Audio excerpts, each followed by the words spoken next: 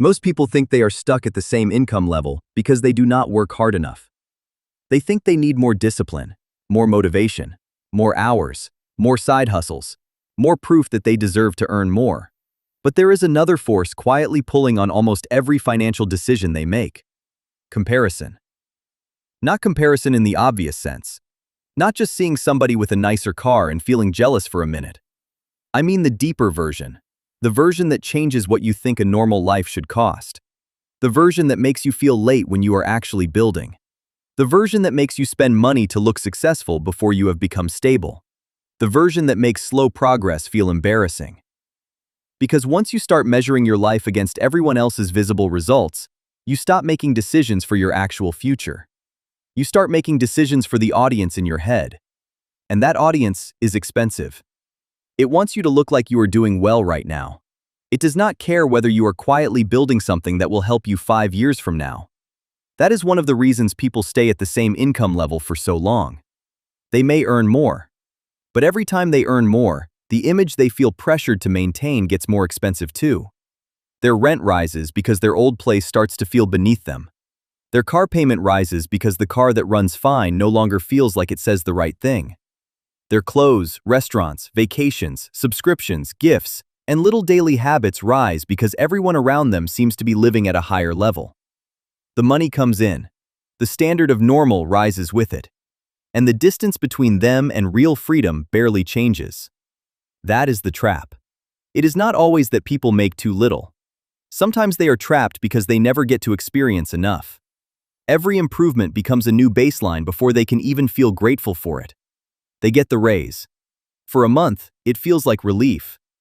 Then their feed shows them somebody making twice as much. They buy a nicer thing. For a week, it feels like proof that they are moving forward. Then it becomes normal too. The brain adapts fast. The internet makes that adaptation even faster. You see people your age buying homes, launching brands, traveling constantly, driving cars you have only seen in music videos, and talking about money like it arrives naturally to anyone who understands the secret. You do not see their full situation. You do not see who helped them. You do not see the debt. You do not see the years when they were working 3 jobs. You do not see the business that failed before the business they now post about. You see the result. Then you compare it to your behind-the-scenes life. That comparison is almost impossible to win. Because your life includes every boring bill, every bad day, every mistake, every uncertainty, and every hour where nothing looks impressive. Their life, on your phone, is a highlight reel with captions. And when your reference point becomes somebody else's edited result, ordinary progress starts to feel like failure. That feeling creates bad money decisions. You might buy something because it makes you feel like the kind of person who is already successful. You might avoid a useful but unglamorous job because it does not fit the identity you want people to see. You might quit learning a skill because the beginner stage feels humiliating next to people who are already good at it. You might keep changing goals because every new person online seems to have found a faster path than yours. You might start 5 businesses, buy 5 courses, collect 5 half-finished plans, and still never spend enough time on one useful thing to make it compound. Comparison makes consistency look boring. But consistency is where income usually changes.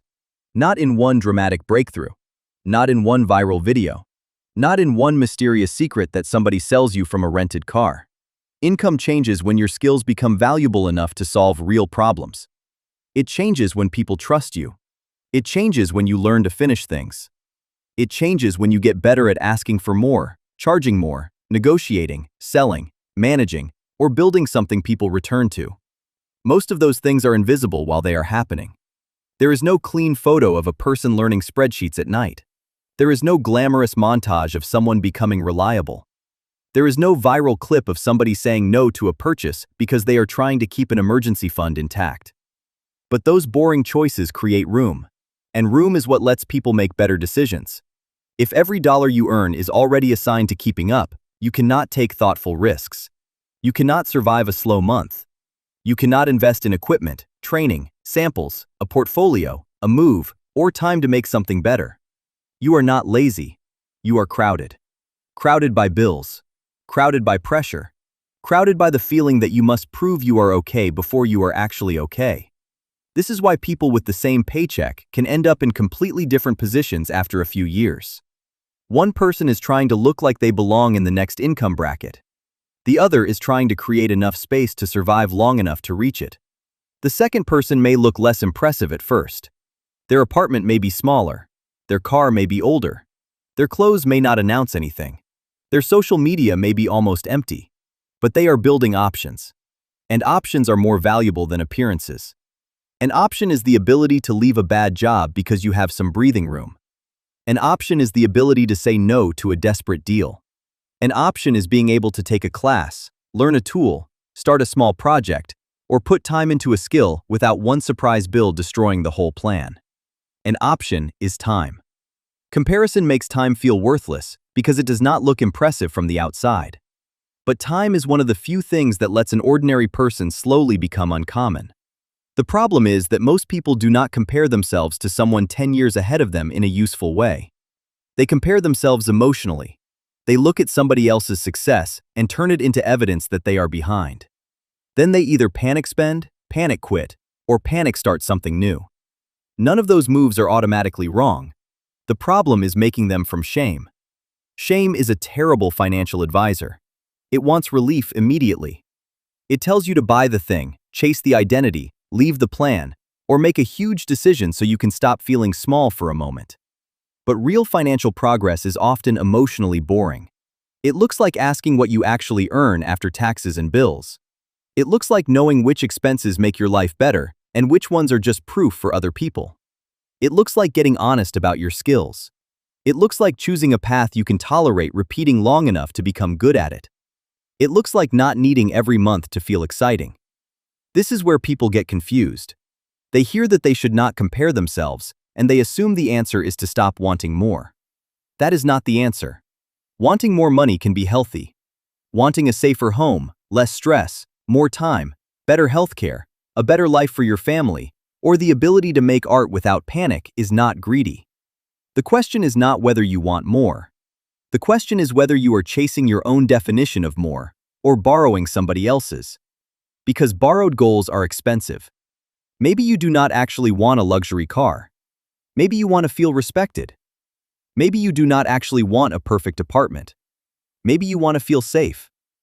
Maybe you do not actually want to become an online entrepreneur. Maybe you want control over your time. Maybe you do not actually want to become famous. Maybe you want your work to matter. Those are different problems, and they require different solutions. When you mistake the symbol for the need, you can spend years chasing a costume instead of building a life. The algorithm makes this worse because it is built to show you symbols. The visible car, the visible house, the visible body, the visible numbers. It is much harder to show peace of mind. It is harder to show a stable relationship. It is harder to show a person who can sleep at night because they know their bills are handled. It is harder to show someone quietly becoming better at something. Those things do not always perform, but they are often the actual reason people want money in the first place. So how do you break the comparison loop? First, stop using people at the top of a field as proof that your current work is pointless. Use them as evidence that the field exists. You do not have to copy their life. You do not have to buy their course. You do not have to adopt their morning routine or their fake certainty. You only need to ask a calmer question. What are they doing that is real? What skill do they actually have? What problem do they solve? What part of their result is repeatable? What part is luck, timing, access, or performance? That turns jealousy into research. Second, build an income ladder instead of collecting fantasies. An income ladder is not a promise that you will get rich quickly. It is a clear next step. Maybe the next step is getting better at the job you already have, so you can ask for a raise or apply somewhere better. Maybe it is learning one tool that makes you more useful. Maybe it is building a portfolio. Maybe it is making one product, one service, one piece of content, or one small business experiment and learning from the result. Maybe it is simply getting your spending low enough that every setback does not become a crisis. You do not need a 10-step master plan tonight. You need a next step that belongs to your real life. Third, protect your attention from people who turn your insecurity into their business model. Be careful with anyone who tells you that your whole life is a trap but cannot explain their own offer without a countdown timer. Be careful with anybody who makes ordinary work sound shameful while selling a shortcut. Be careful with content that leaves you feeling panicked, but never gives you a real skill to practice. Urgency is useful when there is a fire. It is not useful when somebody wants you to buy a course before midnight. And finally, let yourself be a beginner without treating it like a public failure. You will be bad before you are good. You will make less before you make more. You will look ordinary before you have unusual results. That is not proof that you are stuck forever. That is what the beginning looks like when nobody is editing it into a montage. The people who escape their first income level are not always the loudest. They are not always the most confident. They are not always the people who look rich first. Often, they are the people who stop spending their energy proving they belong somewhere and start putting that energy into becoming useful, stable, and hard to replace. They build skill. They build trust. They build room. They build options. And slowly, their life stops being controlled by what other people appear to have. Comparison will probably never disappear completely. You are human. You will notice the crowd. But you do not have to let the crowd set your price, your timeline, or your definition of enough. Your first income level is not a life sentence. But escaping it usually starts when you stop trying to look like you already have.